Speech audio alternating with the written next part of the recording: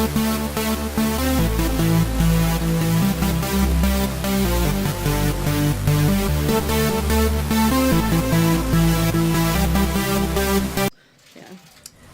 White House has said there were false statements in this book. The president's lawyer has said there were libelous statements. Could you just give a few examples of things that have been said in this book that are false, that you would like to set the record straight on? I'm not going to go through every single page of the book, but there are numerous examples of falsehoods that take place in the book. I'll give you one just because it's really easy. The fact that there was a claim that the president didn't know who John Boehner was is pretty ridiculous, considering the majority of you have seen photos, and frankly, several of you have even tweeted out that the president not only knows him, but has played golf with him, tweeted about him. I mean, that's pretty simple and pretty basic. Ages of employees, which would be super easy to fact check, are wrong. Again, there are numerous mistakes, but I'm not going to waste my time or the country's time going page by page talking about a book that's complete fantasy and just full of tabloid gossip, because it's sad, pathetic, and our administration and our focus is going to be on moving the country forward. John?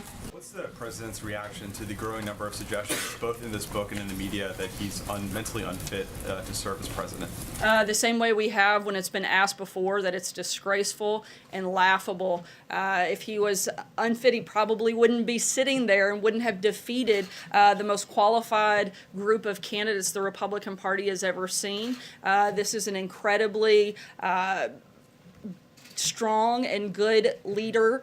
That's why we've had such a successful 2017 and why we're going to continue to do great things as we move forward in this administration. John? Yeah, thank you, Sarah. Two questions. First, the book repeatedly says that the candidate Trump, his family, and the top officials of the campaign did not believe he would be elected. It was the farthest from their mind. You said yesterday you believed in this candidate and felt he would win. Can you name anyone else who said at the time, on the eve of the election, that they felt he would win, and did the president himself believe he would not win? Look, as we've stated many times before, go back and look at some of the interviews, specifically Kellyanne Conway. I know she did several leading up to the days just before the election, saying directly that the president can win and would win. I know there were a number of other campaign officials that echoed those same sentiments. The president, the first lady, his family, they wouldn't have put themselves through that process if, one, they didn't believe they could win, and two, they didn't want to win. This was something they were very committed to and have been committed to since taking office, and will continue to do so over the next 7 years. Again, it is absolutely laughable to think that somebody like this president would run for office with the purpose of losing. If you guys know anything, you know that Donald Trump is a winner, and he's not going to do something for the purpose of not coming out on top and not coming out as a winner. It's just, I mean, that's one of the most ridiculous things, I think, the claims in the books. Francesca. Thank you, Sarah. I wanted to follow up on something you said yesterday. The last time that the president spoke to Steve Bannon was early December, at least to your knowledge, you said. So that's one thing. But secondly, the president said today, I don't talk to Steve Bannon. I don't talk to him. So how much were they in contact from the time that he left the White House to that early December call that you mentioned? And also, how close were they when they were in their White House? One of the claims that was made in the book was that he frequently dined with Mr. Bannon unless he was already in bed. The book also says that he had been sidelined by April, which I think goes further to indicate that he had very little credibility to give much information, particularly after that point, which most of the book is based after that time frame. So again, this book is mistake after mistake after mistake. By April, Sarah, were they not close by the time that he left? I'm not aware that they were ever particularly close. I would certainly say that they've spoken a few times since he left the White House, but it's not like there were regularly scheduled calls or and certainly no meetings between the two of them. Kevin. Sarah, thanks. Just a couple.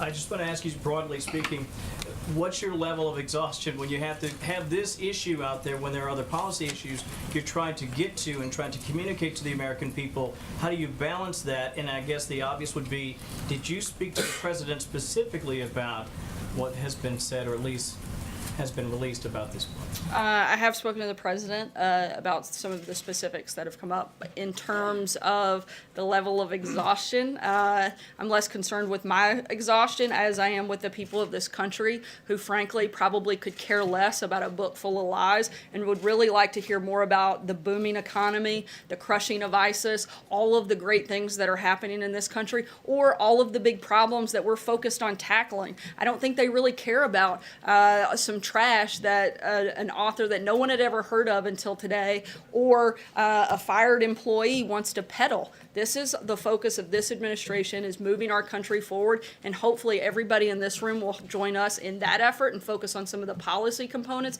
instead of some of the ridiculous lies that we have to spend all of our time in here focused on. Kristen. Sarah, thank you. As a candidate, President Trump threatened some 20 lawsuits and followed through with 2 of them. So why should Steve Bannon and Michael Wolff be concerned?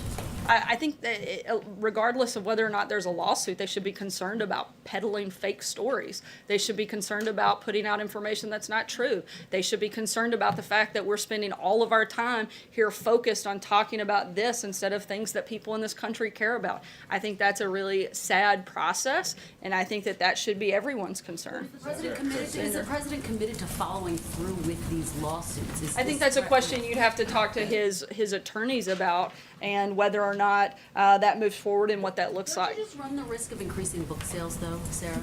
Drawing more attention to this? I think you guys are the ones that are drawing the attention. Every question basically that I've been asked has to do with that. It's not like I came out here and read excerpts from the book, so I don't think that I can be responsible for the questions that you asked. In fact, if I tried to do that, I'm sure I would certainly be attacked for trying to, because I did that once and it didn't go over very well. Mike, go ahead. Is the cell phone ban a response to the revelations in this book? Absolutely not.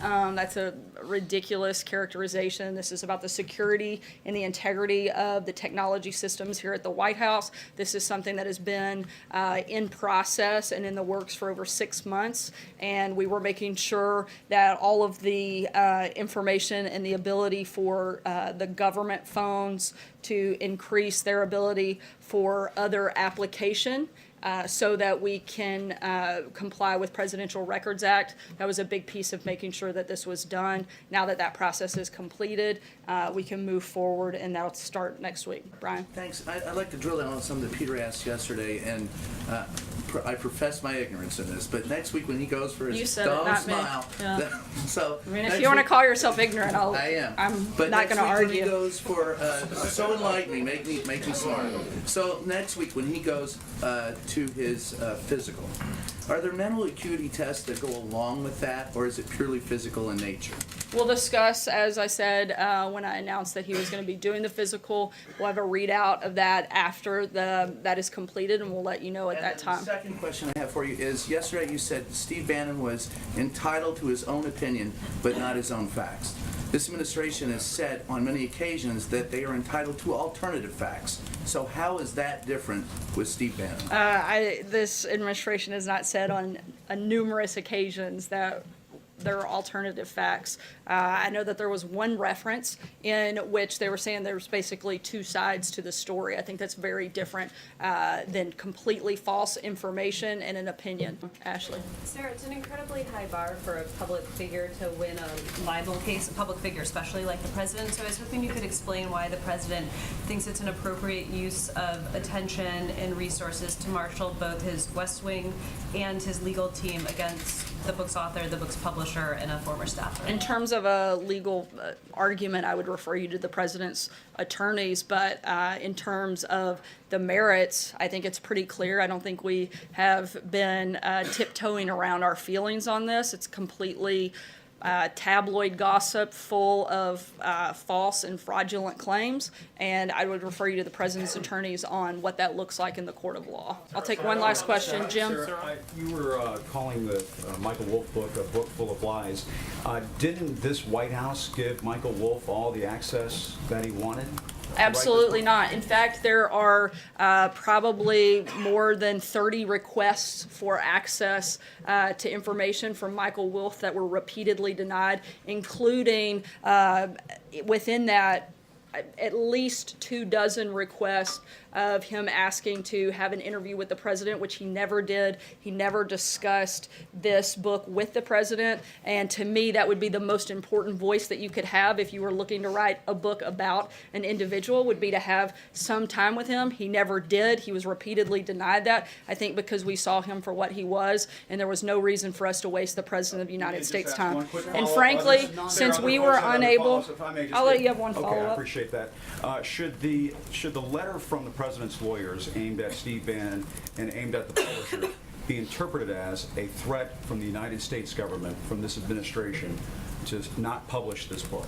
It's it's not from the United States government. It's from the president's personal attorney, and I think it is very clear what its purpose is. And there's nothing to add beyond that. If you have specifics on that, I would refer you to the president's attorneys. Thanks so much, guys.